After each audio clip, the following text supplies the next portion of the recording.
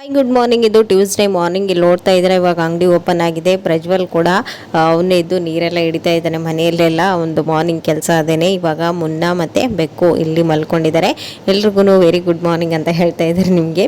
So ಇವಾಗ ಪ್ರಜ್ವಲ್ ಎಲ್ಲ ಕೆಲಸನೂ ಮುಗಿಸಿ ಅವನು ಸ್ನಾನ ಮಾಡಿ ಸ್ಕೂಲಿಗೆ ರೆಡಿ ಆಗ್ತಾ ಇದ್ದಾನೆ. ಸ್ವಲ್ಪ ಹೋಮ್ವರ್ಕ್ ಬ್ಯಾಲೆನ್ಸ್ ಇತ್ತು.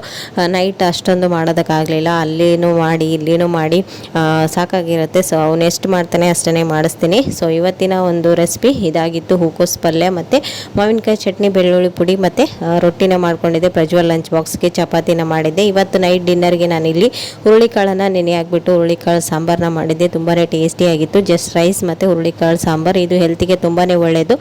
ಇವಾಗ ಸಮ್ಮರಲ್ಲಿ ಬಂದ್ರಂತೂ ಹುರುಳಿಕಾಳು ತಿಂದರೆ ಬೋನ್ಸ್ ಪ್ರಾಬ್ಲಮ್ ಏನೆಲ್ಲ ಇರುತ್ತಲ್ವ ಅದೆಲ್ಲನೂ ಹೋಗುತ್ತೆ. ಚೆನ್ನಾಗಿದ್ದು ಇದರಿಂದ ಸ್ವೀಟ್ ರೆಸಿಪಿನೂ ಕೂಡ ಮಾಡ್ತಾರೆ, ಸಾಂಬಾರ್ ರೆಸಿಪಿನೂ ಕೂಡ ತುಂಬಾ ಚೆನ್ನಾಗಿರುತ್ತೆ. ಇದಾಗಿತ್ತು ಇವತ್ತಿನ ಮಿನಿ ವ್ಲಾಗ್. ಮತ್ತು ನಾಳಿನ ವ್ಲಾಗಲ್ಲಿ ಸಿಗ್ತೀನಿ. ಅಲ್ಲಿವರೆಗೂ ಟೇಕ್ ಕೇರ್, ಬಾಯ್.